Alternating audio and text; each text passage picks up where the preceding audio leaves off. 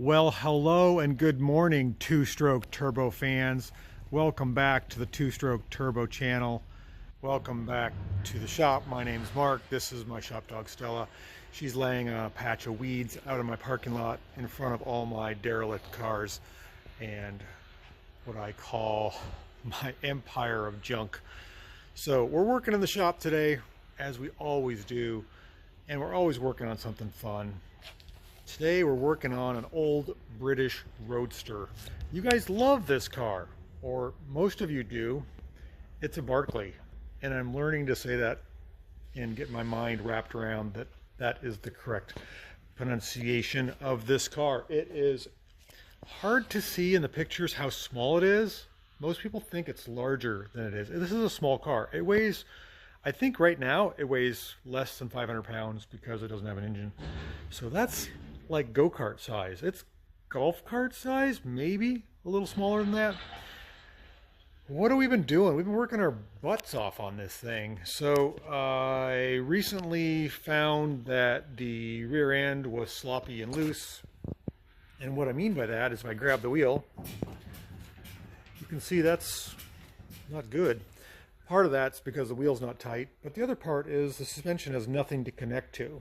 The girders that were inside the car are steel, and they were fastened by riveting and bolting to the fiberglass, and they electrolysis rusted all the ends off. So you can see the ends are supposed to look like this, and they eventually over time, over 60 some years, have rusted to bits.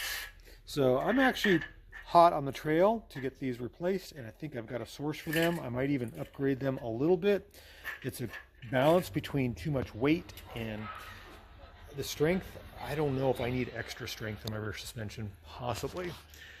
When I got this car, it was a mess. It's still a mess, but it's a better mess than it was when I first got it. It was missing a lot of parts, namely the engine, the transmission, and or the differential. I was able to source a differential off of eBay, unknown and in pieces.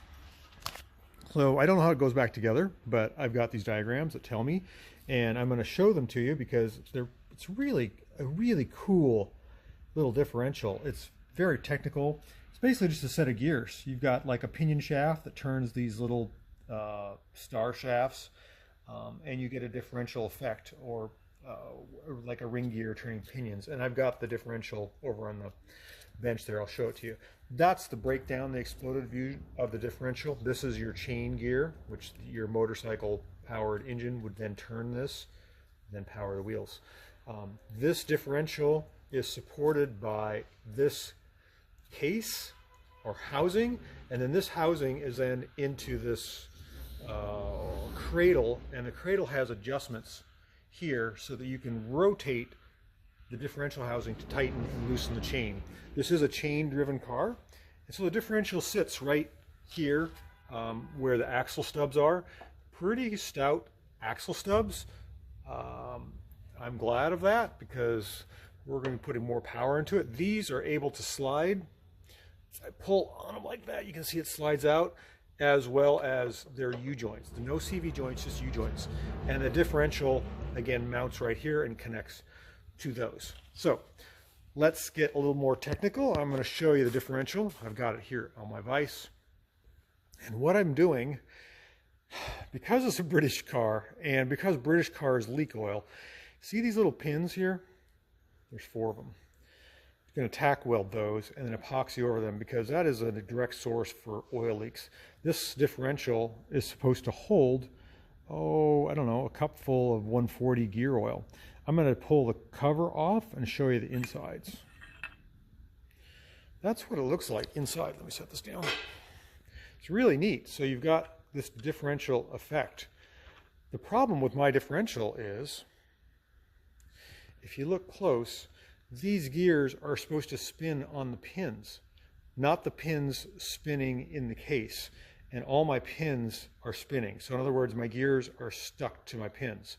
So I've got to figure out how to loosen them. But if I try to weld these to the case to keep the oil from leaking, I'm going to have no differential, it's not going to work because I don't have any spins. See, like this one, watch this one in particular here. Watch the whole shaft spin when I turn this. See that? Can you see the whole thing rotate?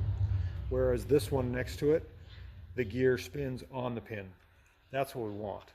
So I'm trying to heat these up and figure out why they're sticking on the pins. They shouldn't do that. I tried welding the pins from the backside last night before going home, and the differential was completely seized. And I was like, what did I do? And my friend helped me figure out that I've got stuck pins, or sticky widgets, as he says. So a bit technical, but we're going to get this little differential working.